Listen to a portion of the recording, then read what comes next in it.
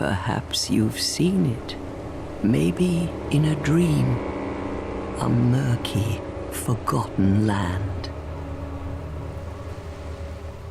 Somewhere between pre-Bushiroad world of stardom and the lands of Tej rests a world familiar yet different all the same.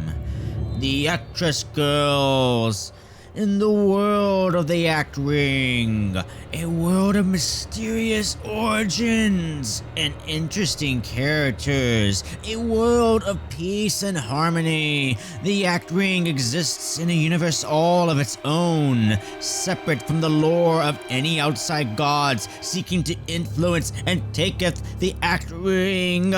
But the universe itself is one without gods, just actors, each embodying the spirit of a character to go forth in a hard-hitting battle, the purest entertainment in the form of wrestling at its very core. Theater. But beyond this, the universe of the Act Ring has itself restarted 3 times.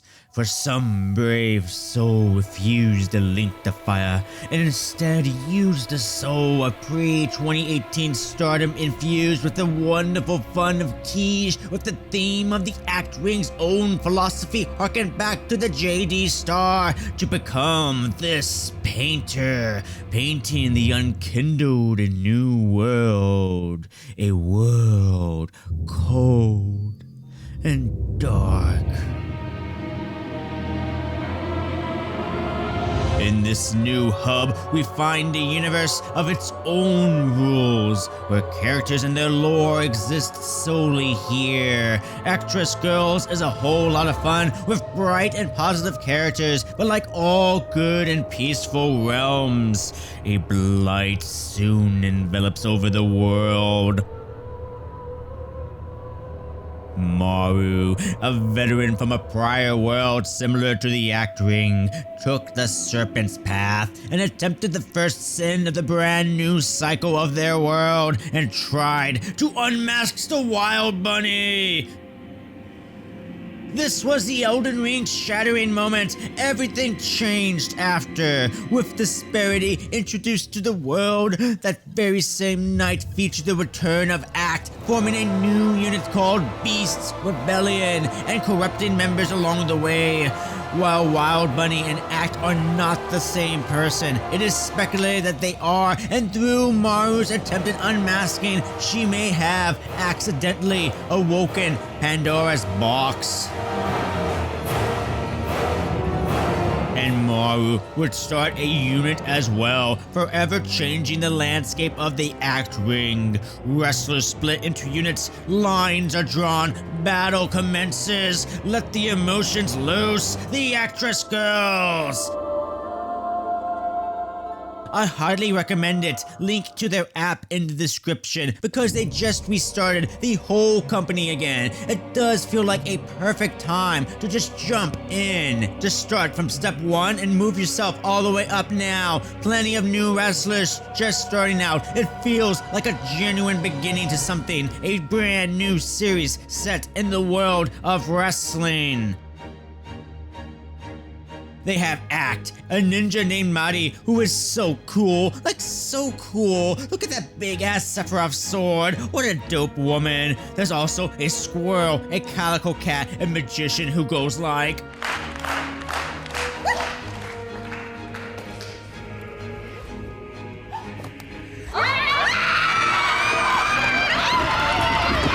a mad trickster personality named Renson, who is an early favorite of mine because of their weirdo androgynous theater kid persona. I love me a good actor in the ring, and I believe Renson 100%. And many, many more, of course. But if you want me to get into a promotion, funnily enough, it's going to be because of one wrestler, a gateway wrestler, Chris Wolf for Stardom, Palm Harajuku and Max Stampala for TJPW, Chie Koshikawa for Chaka Pro Wrestling. I say this because I knew Act was wrestling here, but never checked it out for whatever reason. But often a wrestler will appear that forces my hand.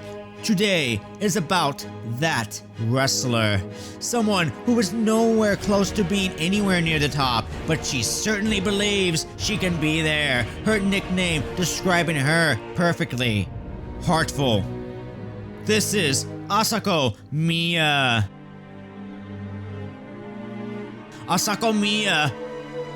It's weird as fuck. Oh my god, this girl makes the weirdest and most entertaining faces around. Just look at that face. Oh, look at it. She just got that weird face of a protagonist. You are literally just born with it. What can I say? She was born weird, and she's just so much fun, so much absurdity packed into this tiny goblin. But beyond that, she has the heart of a champion, a fire deep in her, the heart of Mayu Iwatani even. But the problem is, her body and her skills are like level 1, which makes her the most relatable wrestler on the planet in my opinion. You go and open Elden Ring and you have all these starting classes that are like levels 10 and above, and then you have Wretched, it's level 1, and you get a club. And you try and fight Tree Sentinel, and it's like...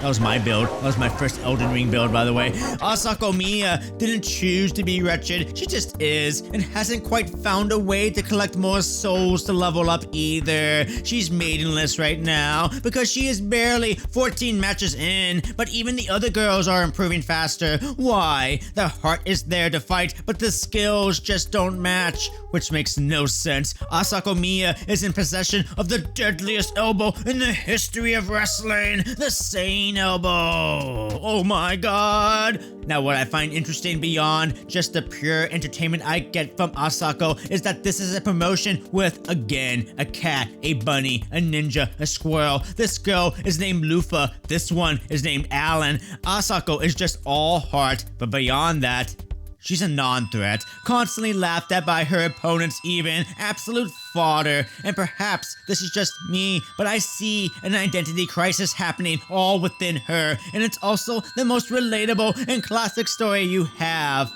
Coming of age.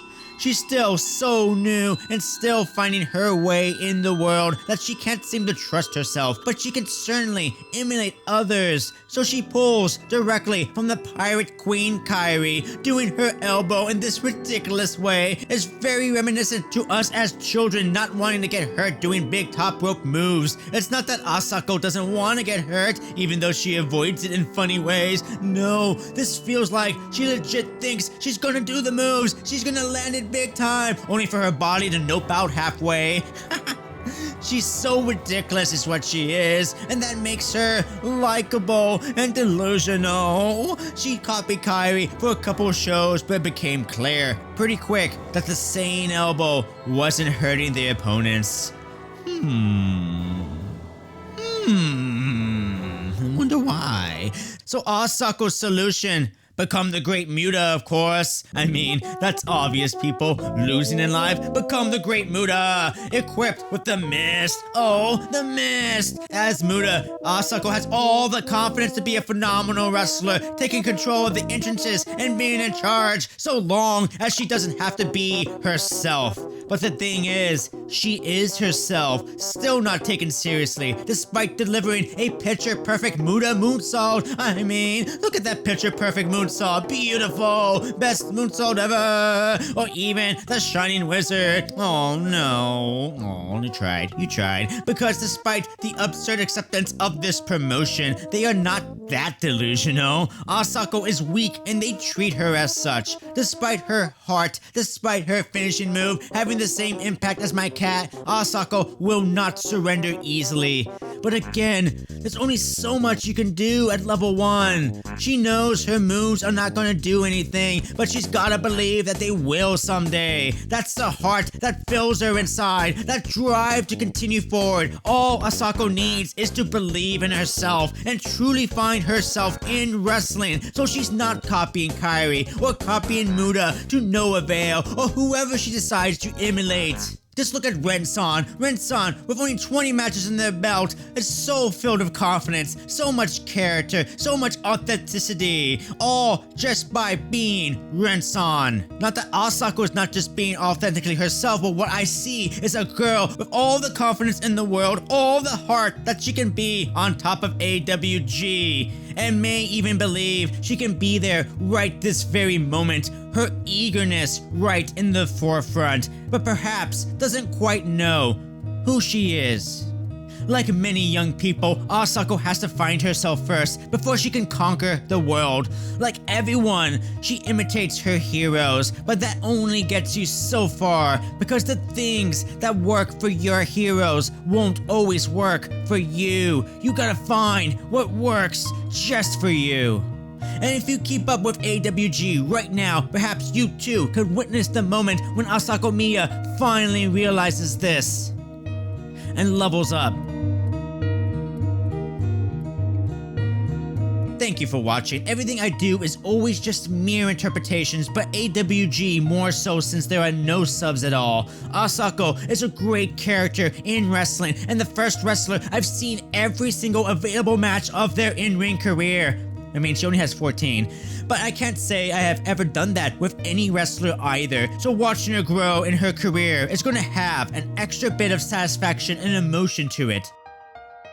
I am now emotionally tied to Asako Miya, and regardless of her role or character changes, or maybe no character changes, maybe she emulates other wrestlers for a couple years, her entire career maybe she stays Awuga's runt, their little Spike Dudley, doesn't matter, because on a brand new journey of wrestling, the first true moment I'm waiting for will be her first pinfall on another wrestler.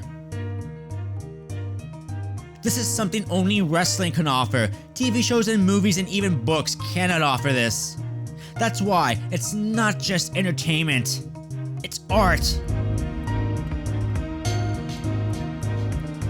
And thank you to my newest Patreon sponsor. We have Scott Racer. Oh, the Brothers Speed Racer and Racer X. It's Scott Racer. Thank you. And thank you to all my Patreon sponsors. This time we're going to take all of your names and randomize it. Yeah, let's randomize it. We have Julia's Sunglasses, this pair this time. If I Want Victims, Paul Darn, Picklesimer, James 1980X, Justin Stein, Neo Jeff, Jeff, Geek and Noah's Dad, Aaron Sicarius, Terrence Chihuahua, Renee Valdez, Punk Breaks Videos, Adam K, Shut-Up-Ingo.Wave, Anthony Alinales, Party Mighty 520, Ray Kaneshige, Bago, Mina Shirakawas, Boobas, Deej, The Up Channel, Edward Kaczynski, Majin Kai, J.O.L.A., Ash McGee, John Doe, Maddox, Acer Trace, Matthew Petruska, 45222, Juggernaut Graphics, Kev Mullen, Dan Work. Thank you.